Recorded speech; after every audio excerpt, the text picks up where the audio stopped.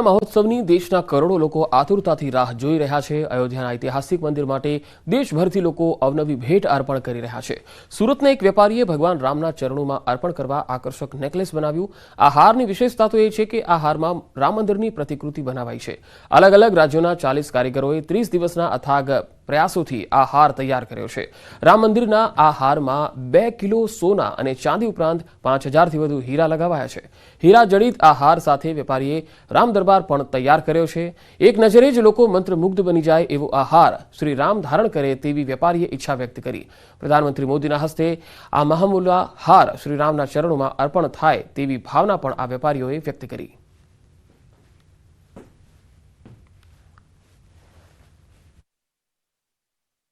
મર્યાદા પુરુષોત્તમ રામનું મંદિર અયોધ્યામાં આકાર લઈ રહ્યું છે અને આગામી દિવસમાં દર્શન માટે લોકો માટે ખુલ્લું મૂકવાનું છે। ત્યારે ભગવાન રામને લઈને દેશભરમાં લોકોનો ઉત્સાહ જોવા મળી રહ્યો છે। લોકો અલગ અલગ વસ્તુ ભગવાન રામને લઈને બનાવી રહ્યા છે। ત્યારે સુરતના એક જ્વેલર્સે 2 કિલો જેટલા સોના અને ચાંદીમાં 5000 જેટલા ડાયમંડ લગાડી 40 કારીગરોની 30 દિવસની મહેનત બાદ એક નેકલેસ તૈયાર કર્યો છે। જો કે આ નેકલેસ આકર્ષણનું કેન્દ્ર તો બન્યું છે, સાથે સાથે જ્વેલર્સના માલિકનું માનવું છે કે ભગવાન પુરુષોત્તમ રામ જ્યારે તેમનું મંદિરનું પાટ ઉત્સવ થાય અથવા તો કહી શકાય કે લોકો માટે જ્યારે ખુલ્લું મુકાય ત્યારે ભગવાનના ચરણોમાં અથવા ભગવાનના ગળામાં તેમનો આ નેકલેસ પહોંચે તેવી આશા સાથે તેમને આ નેકલેસ તૈયાર કર્યો છે। જો કે નેકલેસ અત્યારે સુરત સહિત દેશભરમાં આકર્ષણનું કેન્દ્ર બન્યું છે। કેમેરામેન ભરત બ્રહ્મભટ્ટ સાથે કીર્તેશ પટેલ, ન્યૂઝ 18 ગુજરાતી, સુરત।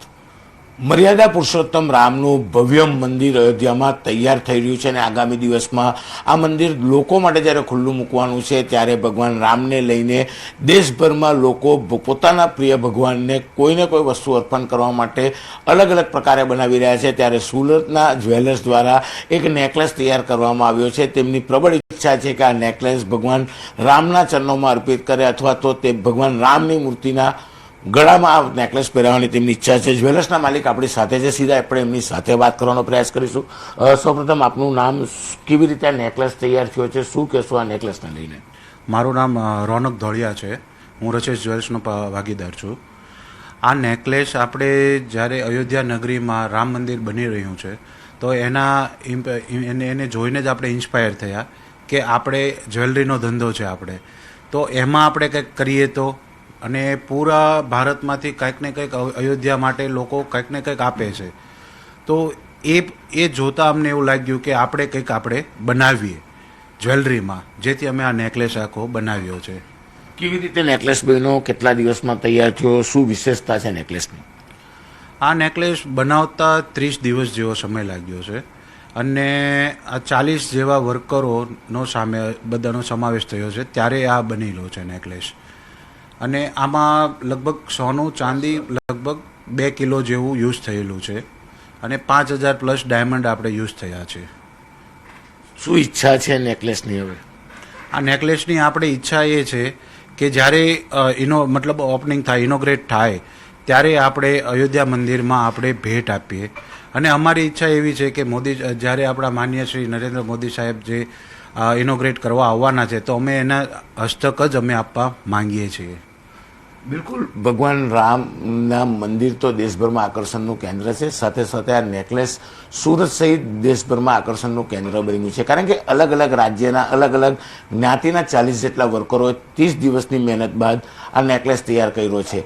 જ્વેલર્સના માલિકનું માનવું છે કે આ નેકલેસ દેશના વડાપ્રધાનના હસ્તે ભગવાન રામના ગળા સુધી પહોંચે તેવી તેમની ઈચ્છા છે। જો કે આ નેકલેસ હાલ સુરત સહિત દરેક જગ્યા પર આકર્ષણના કેન્દ્ર સાથે તેના વિડીયો સોશિયલ મીડિયામાં વાયરલ પણ થવા પામ્યા છે। કેમેરામેન ભરત બ્રહ્મભટ્ટ સાથે કીર્તેશ પટેલ, ન્યૂઝ 18 ગુજરાતી, સુરત। દેવભૂમિ દ્વારકામાં અખિલ ભારતીય આહિરાણી મહારાજ સંગઠનનો રાસ શરૂ થયો હતો। 37000થી વધુ આહિરાણીઓ રાસ રમશે। દ્વારકાના એસીસી મેદાનમાં મહારાસની રમઝટ જોવા લાખો લોકો પણ ઉમટ્યા। 800 વીઘા જમીનમાં આહિરાણીઓએ રાસનો પ્રારંભ કર્યો હતો। દ્વારકામાં ઐતિહાસિક રાસના કાર્યક્રમમાં ચલણી નોટોનો વરસાદ થયો। અખિલ ભારતીય આહિરાણી મહારાજ કાર્યક્રમમાં કલાકાર માયાભાઈ આહિર પર નોટોનો વરસાદ થયો। ભવ્ય લોક ડાયરામાં સાંસદ પૂનમ માડમ સહિત કેબિનેટ મંત્રીએ કલાકારો પર નોટોનો વરસાદ કર્યો। માયાભાઈ આહિરના ડાયરામાં આહિર સમાજ પણ ઉમટી પડ્યો હતો। જ્યારે સમાજની વાત આવે મોંઘી હોય તોય કેળાની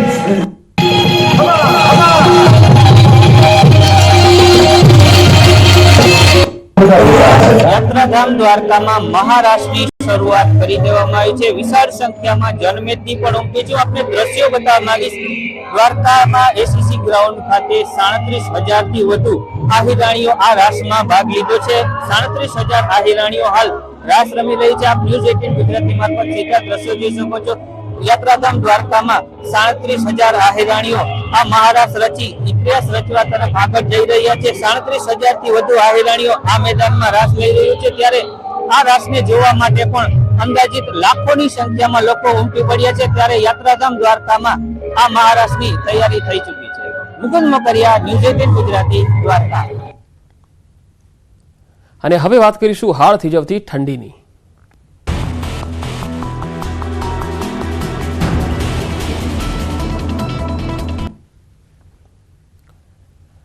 હાડ થીજવતી ઠંડી માટે તૈયાર રહેજો. ઠંડી અંગે હવામાન વિભાગે આગાહી કરી છે. રાજ્યમાં 2 થી 3 ડિગ્રી સુધી પારો ગગડી શકે છે. વહેલી સવારે ઠંડીનો ચમકારાનો અહેસાસ થશે. આજે પણ ઠંડી સવારમાં જોવા મળી હતી. રાજ્યમાં હાલ વાતાવરણ સૂકું રહેશે અને આગામી દિવસોમાં 2 થી 3 ડિગ્રી તાપમાનનો પારો ગગડી શકશે. તો ઠંડી અંગે હવામાન વિભાગે આગાહી કરી છે. હાલ રાજ્યમાં વાતાવરણ સૂકું રહેશે, પરંતુ આવનારા દિવસોમાં તાપમાનનો પારો હજુ ગગડી શકે છે. કાતિલ ઠંડી પણ પડી શકે છે.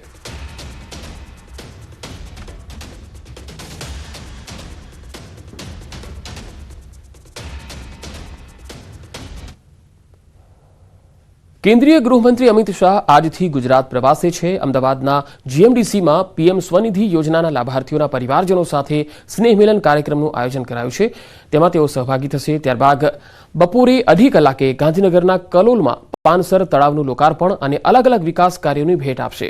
બપોરે 3:30 વાગ્યે હોટલ સિલ્વર પ્લેસરમાં સરદાર પટેલની 15 ફૂટ ઊંચી પ્રતિમાનું અનાવરણ કરશે. 5 વાગ્યે ગાંધીનગર સાંસદે કરેલી સાંસદ ખેલ પ્રતિયોગિતાનો પ્રારંભ કરાવશે. સાંજે 7 વાગ્યે અમદાવાદમાં ગુજરાત સાહિત્ય મહોત્સવનું ઉદ્ઘાટન પણ કરશે. તો સરદાર પટેલની 15 ફૂટ ઊંચી જે પ્રતિમા તૈયાર થઈ છે તેનું પણ તેઓ ઉદ્ઘાટન કરશે. સાથે સાથે જીએમડીસીમાં આજે 10:30 કલાકે સ્નેહ મિલન કાર્યક્રમ છે. તેમાં જે લાભાર્થીઓ છે તેમના પરિવારજનો સાથે તેઓ મળવાના છે, મુલાકાત કરવાના છે. તો હોટલ સિલ્વર પ્લેટરમાં વિશાળ એકતા સંમેલનનું આયોજન છે. તેમાં પણ તેઓ સહભાગી થશે. કલોલમાં વિવિધ વિકાસ કાર્યોની ભેટ પણ આપવાના છે.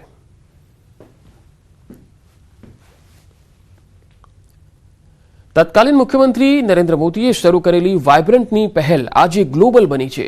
પીએમ મોદી અને સીએમ ભૂપેન્દ્ર પટેલના માર્ગદર્શનથી આજે નાના ઉદ્યોગોને પણ એક નવી દિશા મળી છે.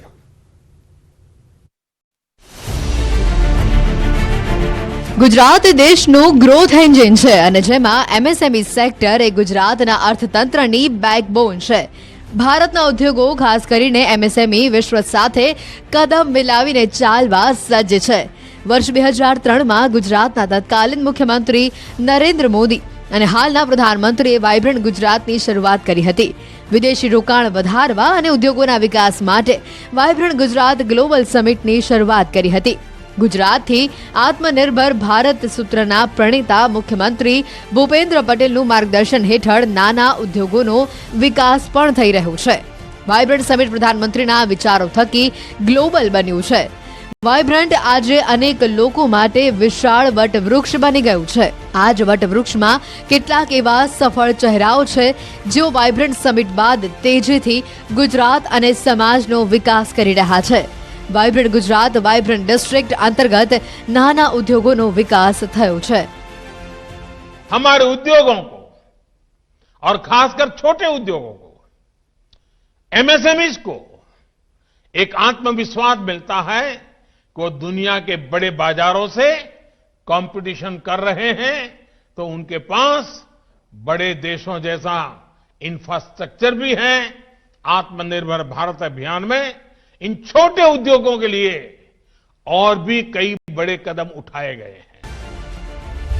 વાઇબ્રન્ટ ગુજરાત 2024ની નવતર પહેલ. દરેક જિલ્લામાં વાઇબ્રન્ટ ગુજરાત વાઇબ્રન્ટ ડિસ્ટ્રિક્ટ. રોજગારીની વિવિધ તકો પ્રદાન કરવાનો ઉદ્દેશ. એમએસએમઈ સેક્ટરને મળ્યું પીઠબળ. એમએસએમઈ નાના અને કુટીર ઉદ્યોગોને મળશે વેગ. વાઇબ્રન્ટ ગુજરાત વાઇબ્રન્ટ ડિસ્ટ્રિક્ટમાં કરોડોના એમઓયુ. કૃષિ પ્રધાન જિલ્લા બનવા જઈ રહ્યા છે ઔદ્યોગિક જિલ્લા. વાઇબ્રન્ટ સમિટનું વિચાર બીજ બન્યું વટવૃક્ષ. રાજ્યના 37 જગ્યાએ વાઇબ્રન્ટ ડિસ્ટ્રિક્ટનું સ્થાનિક ઔદ્યોગિક વેપારિક એસોસિએશનની ભાગીદારીમાં યોજવાનું આ વખતે આયોજન કરવામાં આવ્યું છે. આ કાર્યક્રમમાં પ્રધાનમંત્રી વિશ્વકર્મા યોજનાના લાભાર્થી, MSME, startup, self help groups, મહિલા ઉદ્યોગ સાહસિકો, ખાદી ગ્રામોદ્યોગ, કુટીર ઉદ્યોગ વગેરેને સાંકળી લેવામાં આવશે. એમએસએમઈ ધારકો રોકાણ કરી પોતાના ઉદ્યોગોનો વ્યાપ વધારી રહ્યા છે. સાથે સાથે રોજગારીની તકો પણ વધી રહી છે. રાજકોટના અનેક ઉદ્યોગકારોએ વાઇબ્રન્ટ ગુજરાત વાઇબ્રન્ટ રાજકોટ કાર્યક્રમમાં અનેક એમઓયુ કર્યા છે. જ્યારે રાજકોટ વાઇબ્રન્ટ કરેલું હતું ત્યારે અમારા એમ્પ્લોઈઝ જે હતા 160+ હતા. અમે જે ઇન્વેસ્ટમેન્ટ કરવા જઈ રહ્યા છીએ આના પછીથી લગભગ અમે 325+ એમ્પ્લોયીના રોજગારી આપી શકશું અને પ્રોજેક્ટ કમ્પ્લીટ થાય ત્યાં સુધીમાં અમારો ટાર્ગેટ છે કે અમે 700+ એમ્પ્લોઈઝને અમે રોજગારી આપશું. પડધરીના ઉદ્યોગપતિએ વાઇબ્રન્ટ રાજકોટ અંતર્ગત 2.2 કરોડના એમઓયુ કર્યા છે. ગ્રામ્ય વિસ્તારમાં ઉદ્યોગોનો વિકાસ થતા રોજગારી મેળવનાર યુવકો પણ ખુશી અનુભવી રહ્યા છે. વાઇબ્રન્ટ ગુજરાત અંતર્ગત આ કંપની ચાલુ થઈ છે અને એમાં ઘણી સારી રોજગારી અમને મળે છે અને હું ઘણો ખુશ છું. હવે અત્યારે અમે મોટા રામપર જામનગર રાજકોટ હાઈવે ઉપર આ કંપની આવેલી છે. મારા જેવા ઘણાને અત્યારે અહીંયા રોજગાર સારો મળે છે. ગ્રામ્ય વિસ્તારમાં પણ રોજગારીની તકો વધશે અને ઉદ્યોગોની સાથે ગ્રામ્ય વિસ્તારનો પણ વિકાસ થઈ રહ્યો છે. ગુજરાત સાથે વાઇબ્રન્ટ ગુજરાતમાં એમઓયુ કરે છે 100 કરોડનો, જેથી કરી જે ગુજરાત ગવર્મેન્ટના અને પ્રધાનમંત્રીના જે આ અમારી પર્ટિક્યુલર ટોયઝ ઇન્ડસ્ટ્રી માટે જે ગવર્મેન્ટ તરફથી જે સપોર્ટ મળે છે, જેમાં અમને કેપિટલ સબસિડી અને ઇન્ટરેસ્ટ સબસિડીનો ફાયદો મળે છે. જે આ ખાસ કરીને અમારી ઇન્ડસ્ટ્રી એવી છે કે જેમાં લેબર ઇન્ટેન્સિવ ઇન્ડસ્ટ્રી છે, તો આજુબાજુના જે સ્કિલ લેબર અને અનસ્કિલ લેબર હોય આજુબાજુમાં સૌથી વધારે રોજગારીનું થઈ શકે, મળી શકે, આજુબાજુના ગામડાને એનો ફાયદો થઈ શકે. અને પર્ટિક્યુલરલી અમારી ઇન્ડસ્ટ્રીમાં અત્યારે 600 જેટલો સ્ટાફ છે. રાજકોટ નજીક મેટોડામાં આવેલી અદિતિ ટોયઝ ઇન્ડસ્ટ્રીઝ દ્વારા પણ સરકાર સાથે 100 કરોડના એમઓયુ કરવામાં આવ્યા છે. આ કરારથી કંપનીનો વ્યાપ વધતા રોજગારી પણ વધારવામાં આવે છે. ગુજરાતમાં સરકારની ઔદ્યોગિક પોલિસીઓ ઉદ્યોગોને સાનુકૂળ અને અનુકૂળ હોવાથી રાજ્યમાં ઉદ્યોગોનો તીવ્ર ગતિથી વિકાસ થઈ રહ્યો છે. તો આ બુલેટિનમાં અત્યારે આટલું જ. નમસ્કાર.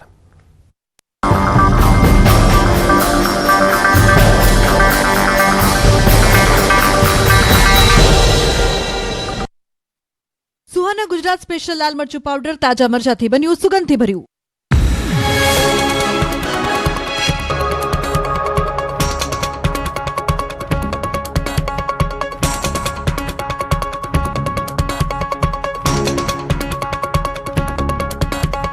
સુહાના ગુજરાત સ્પેશિયલ લાલ મરચું પાવડર તાજા મરચાથી બન્યું સુગંધથી ભર્યું. સ્વાગત પરિધાન પહેરી રાસ રચી ઇતિહાસને જીવંત કરશે. આ મહારાષ્ટ્રની સમગ્ર તૈયારીઓને આખરી ઓપ આપી દેવામાં આવ્યો છે. ગુજરાતભરમાંથી અંદાજે 37,000થી વધુ બહેનો આ મહારાષ્ટ્રમાં ભાગ લેશે. આ સાથે આવતીકાલે આહિર બહેનોએ એક્સપોનું આયોજન કરવામાં આવ્યું છે. આયોજનમાં અંદાજે 1.5 લાખથી વધુ આહિર સમાજના લોકો આવશે. આહિર બહેનો પોતાના પારંપરિક ડ્રેસ પહેરી કાળિયા ઠાકોરની રાજધાની દ્વારકામાં કૃષ્ણ ભક્તિમાં લીન બની મહારાસ કરશે. જેના ભાગરૂપે ગુજરાત સહિત દેશ અને દુનિયાના વસતા આહિર સમાજો આ કાર્યક્રમને નિહાળવા અને માણવા દ્વારકા આવી રહ્યા છે. કાર્યક્રમ દરમિયાન દ્વારકાધીશ જગત મંદિરની આસપાસ આહિર સમાજ દ્વારા સફાઈ અભિયાન કરવામાં આવ્યું. ગિફ્ટ સિટીમાં એક તરફ દારૂની છૂટનો મુદ્દો ચર્ચામાં છે, બીજી તરફ વલસાડમાં દારૂડિયા ડ્રાઈવરોએ સમગ્ર સિટી બસ સેવાને બાનમાં લીધી હોવાની ઘટના સામે આવી. દારૂના નશામાં બબાલ કરી 2 ડ્રાઈવરોએ તમામ બસોની ચાવી લઈને ફરાર થઈ જતા વલસાડ શહેરમાં કલાકો સુધી બસ સેવા ખોરવાઈ ગઈ. વલસાડ શહેરમાં સિટી બસ સેવા ચાલે છે. કુલ 5 બસો શહેરના અલગ અલગ વિસ્તારોમાં અવરજવર કરે છે. જો કે આ સિટી બસ સેવાના 2 ડ્રાઈવરો દારૂના નશામાં ડેપો પર પહોંચ્યા હતા. ત્યારબાદ એક બસના ડ્રાઈવરે અન્ય બસના ડ્રાઈવર સાથે બબાલ કરી હતી અને અન્ય એક બસના ડ્રાઈવરને માર માર્યો હતો. આથી ડ્રાઈવરોને ફરજ મુક્ત કરવામાં આવતા જીતુ નામનો ડ્રાઈવર રાતના સમયમાં ડેપોમાં પાર્ક કરેલી તમામ સિટી બસની ચાવી લઈને ફરાર થઈ ગયો. સવારે બસની ચાવી ન હોવાથી કલાકો સુધી બસની સેવા ખોરવાઈ ગઈ અને ડેપોમાં દોડધામ મચી ગઈ. આખરે આ દારૂડિયા ડ્રાઈવરોની દાદાગીરી અંગે બસ સેવા સંચાલકે પોલીસને રજૂઆત કરી છે. વિદેશ જવાના અભરખા ધરાવતા યુવાનો ક્યારેક તકલીફમાં પણ મુકાઈ જતા હોય છે. આવો જ એક વિદેશમાં નોકરીના નામે છેતરપિંડીનો કિસ્સો સામે આવ્યો. વિદેશમાં નોકરી કરવા જવાની ખેલછામાં અરવલ્લીના ધનસુરાના શેકા ગામની મહિલા સાથે છેતરપિંડી થઈ છે. આ મહિલા પાસેથી એજન્ટોએ કટકે 40 લાખ રૂપિયા પડાવ્યા હોવાનું સામે આવતા સમગ્ર પંથકમાં ખળભળાટ મચી જવા પામ્યો હતો. મળતી જાણકારી પ્રમાણે ધનસુરા તાલુકાના શેકા ગામના અરુણાબેન ધવલભાઈ ચૌધરીને વિદેશ જવાનું આયોજન હતું. માટે તેઓએ તેની જાણકારી માટે અમી ઇન્ટરનેશનલ વિઝા કન્સલ્ટિંગનો સંપર્ક કરતા તેમને વિદેશમાં નોકરીનું સેટિંગ કરી આપવાનું કહ્યું હતું. ત્યારબાદ મહિલા તેમના પરિવાર સાથે યુકે ગયા હતા.